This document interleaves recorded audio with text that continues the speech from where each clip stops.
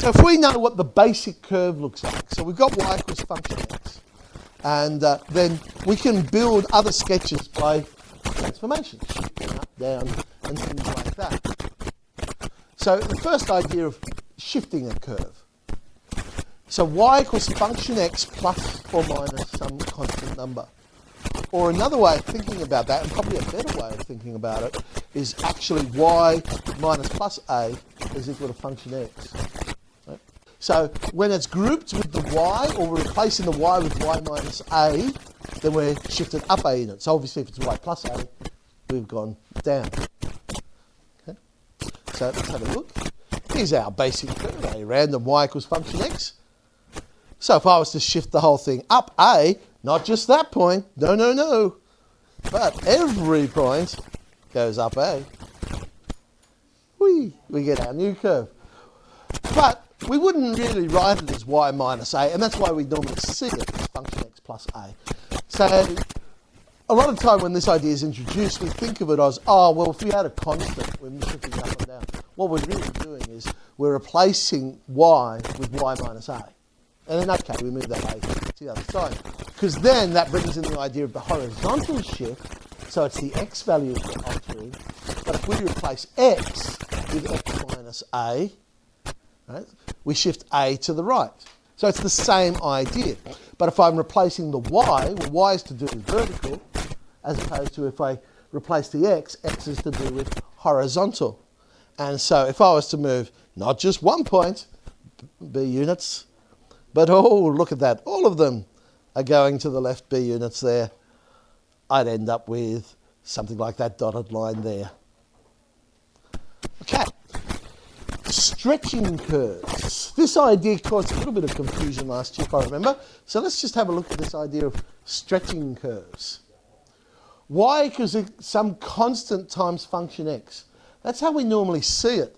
But a better way of thinking about it is, if you want to stretch vertically, it's the y value we're affecting. So if I'm going to replace y with y divided by k, so that is the same as y equals k times function x. But you think of it as what's being replaced. The y is being replaced, so it's the y values that are affected. Now, if that number k is less than 1, we should end up with a shallower curve. If k is greater than 1, we end up with a steeper curve. So it's the factor that, if you like, we're multiplying the y values by. So if this is my random curve, something like that would have been stretched, but it's a factor of greater than 1 because the y values are bigger. So we'd have y divided by k is equal to function x, or y is equal to k times function x. But what you'll notice with that is, see the stationary point of the blue curve, it's the same x values, just a different y value. The x part of the curve hasn't changed. It's the y value that we're affecting. Now, if that k was less than 1, then we would push it in, because it's a factor of less than 1. So we're saying it's a half of the y values. So the domain actually stays the same, because remember, domain is x values. It's the y values we're playing with here. And so the x values of all the key points, the stationary points, the intercepts, but stationary points stay the same. Let's have a look at function x over k. So now, keeping that same idea, if it was a horizontal stretch, then we're replacing x with x divided by k. But in this case, k is less than 1 will give you a steeper curve, and k is greater than 1 will give you a shallower curve. So here's y equals function x. If we were to squash everything in, so making a steeper curve, k must have been less than 1. So it's like x on 2, for instance. Whereas if I'd pulled it out, or if you prefer thinking of it as a multiple, that's why I made a capital K. In that case, capital K would be bigger than 1, because fraction on a fraction, and so on. Depends how you want to think about it. If I was to pull it out, it would be x divided by k, where k is greater than 1. But if I was thinking of it as a multiple, I could think, oh, well, that's less than 1. So that's the idea of stretching. Now, in this one, it's the range that hasn't changed. Or more better to say, the y values of the key points stay the same. So the y-intercept, got it right this time. The y-intercept stays the same here. Okay, reflecting curves. Y is equal to negative function x. So that's where we reflect the function in the x-axis.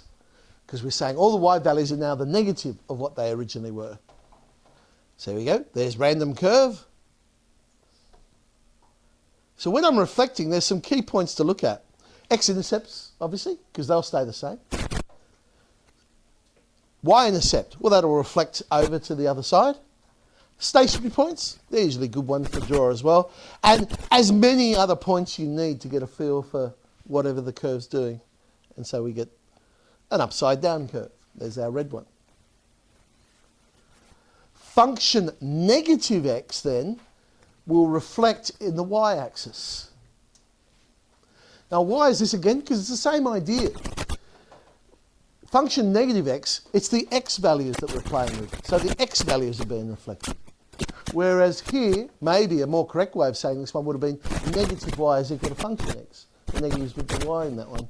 And it's the y values that are reflected. So for this one, well, the y-intercept would stay the same.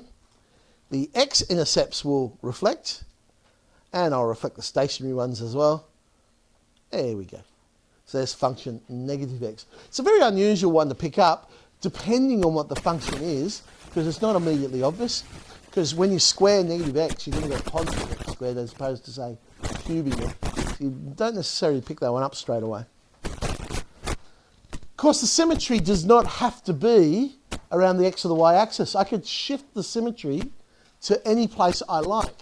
So if I replace the x with 2a minus x, then it will reflect no longer in the y-axis, okay, but now in the line x equals a.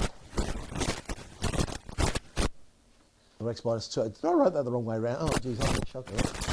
Okay, so here's y equals function x. Let's put in a random, there we go. We'll put a about there. X equals a. So we're going to reflect this curve.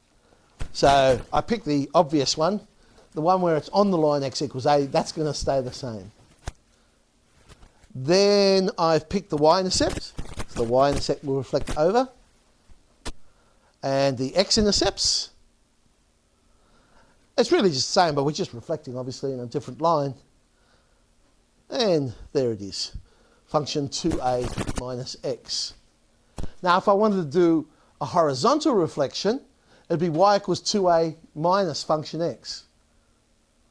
Or another way of thinking about it, replace the y with y minus 2a. I was right. Anyway. So there it is. Same idea. Those points stay the same because they're on the line y equals a. Reflect the x-intercepts. Reflect the y-intercepts. Stationary points.